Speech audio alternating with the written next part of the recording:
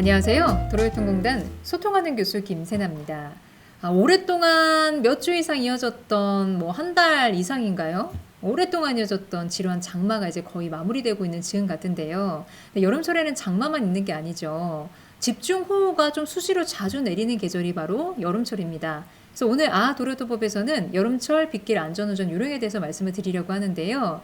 자, 1년에 눈 오는 날은 사실 며칠 안 되다 보니까, 그리고 눈은 좀 미끄럽다, 얼음이다 라는 인식이 있어서 운전자들 조심해서 안전운전하는 경우가 많은데, 빗길은 글쎄요, 그렇게 경각심 갖고 안전운전하시는 분들 많지 않은 것 같아요.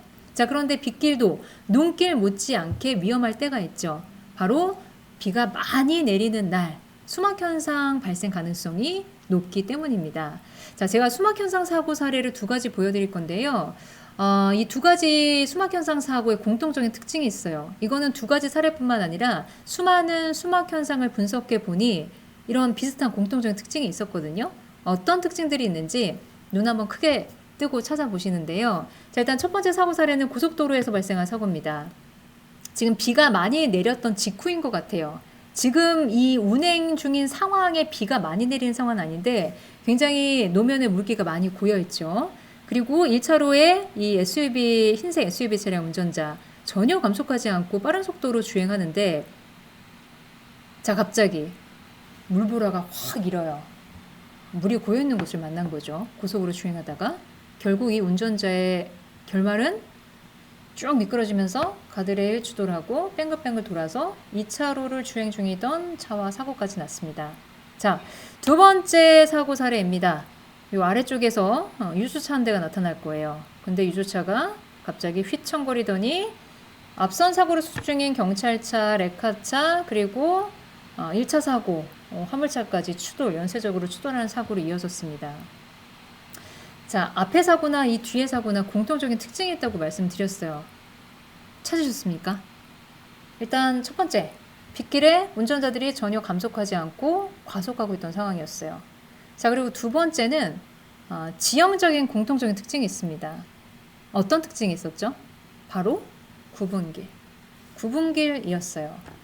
9분길에서 수막현상 사고 많이 발생합니다. 자, 저희 도로교통공단에서 빗길교통사고 치사율을 좀 분석을 해봤더니요, 곡선로가 치사율이 높았습니다. 일반 직선로에 비해서. 그리고 곡선로 중에서도 가장 위험한 구간이 내리막길이면서 곡선인 구간. 이 구간이 치사율이 모든 빗길 교통사고 중에서 가장 높았어요. 자, 앞서 보셨던 사고 사례들 둘 다 곡선 구간이었어요. 그리고 보통 제가 수막현상 사고를 좀 분석을 해보면 이 곡선 구간에서, 그러니까 과속 상태이면서 제동 또는 조향 행위가 결합하면서 쭉 미끄러지는 수막현상 사고를 일으키는 그런 확률이 좀 높더라고요. 자, 이 수막현상이요, 일단 기본적으로 타이어에 트레드 홈이 있습니다. 올록볼록한 트레드 홈이 있는데 여기서 물을 빼내야만, 배수를 해야만 제대로 된 접지력이 유지가 돼요.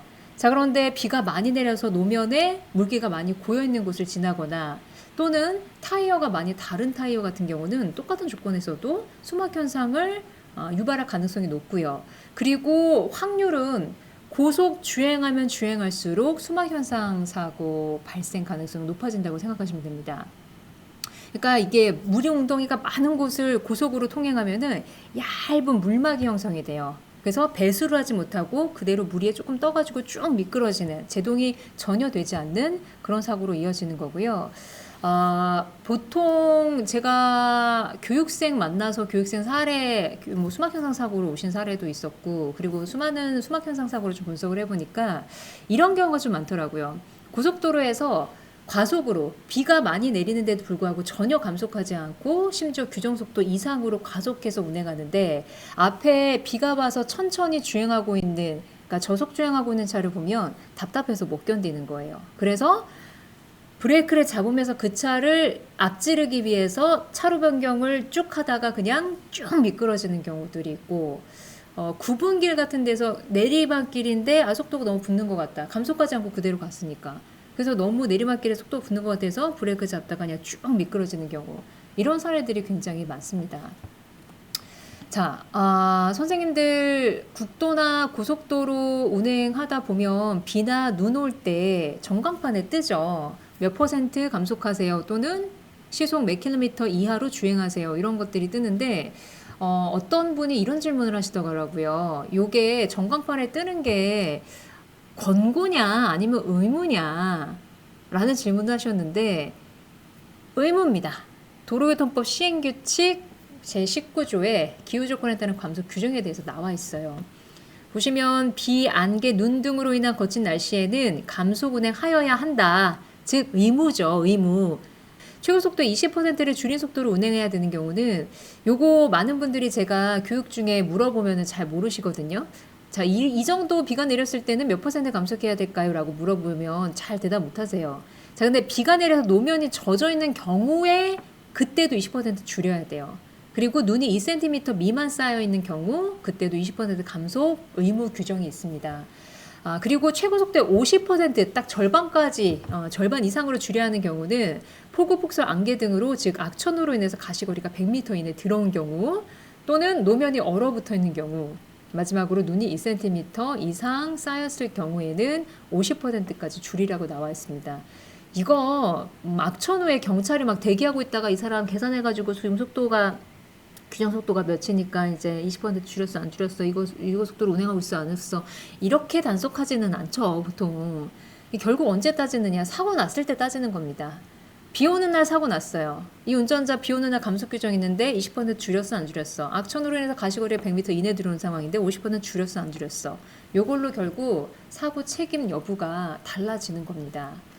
자, 빗길 안전운전 이론 굉장히 단순합니다. 아마 다들 이론적으로는 다들 알고 계실 거예요. 실천을 안 하실 뿐이지. 자, 감속을 한 운전자와 감속을 하지 않은 운전자 결국 사고 유무로 갈리기도 합니다. 어떤 운전자는 멀쩡히 지나가는데 어떤 운전자는 갑자기 찌익하고 사고가 나는 거죠. 그게 바로 결정적인 요인이 감속이라는 거고요. 자, 감속과 더불어서 악천후일 때 비가 오는 날, 눈이 오는 날은 당연히 정지거리가 길어질 수밖에 없어요. 노면이 미끄럽기 때문에. 따라서 평소보다는 2배 정도는 넉넉하게 충분하게 안전거리를 확보하시고요. 자, 그리고 마지막으로 타이어 마모도나 공기압 체크 좀 해보셔야 됩니다. 여름에는 좀 수시로. 타이어 마모도 체크하는 제가 좀 간단한 방법을 좀 알려드릴게요. 100원짜리 동전 하나만 있으면 됩니다.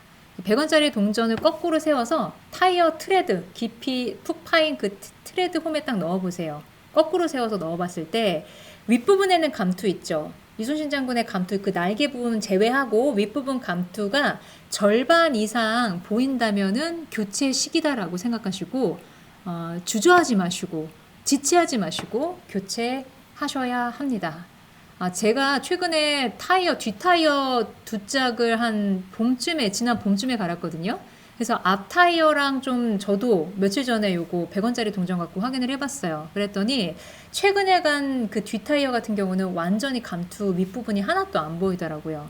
근데 이제 앞바퀴 같은 경우는 간지 한 3년 정도 됐는데 제가 좀 워낙 또 출장이 잦기도 하지만 교체 시기는 아직 아니지만 그 윗부분이 감투가 보이더라고요.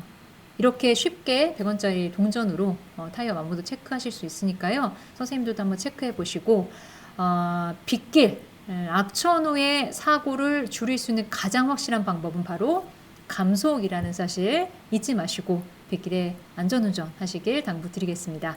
자, 오늘 도로교통법은 여기까지 하겠습니다. 저는 다음 시간에 뵙겠습니다. 감사합니다.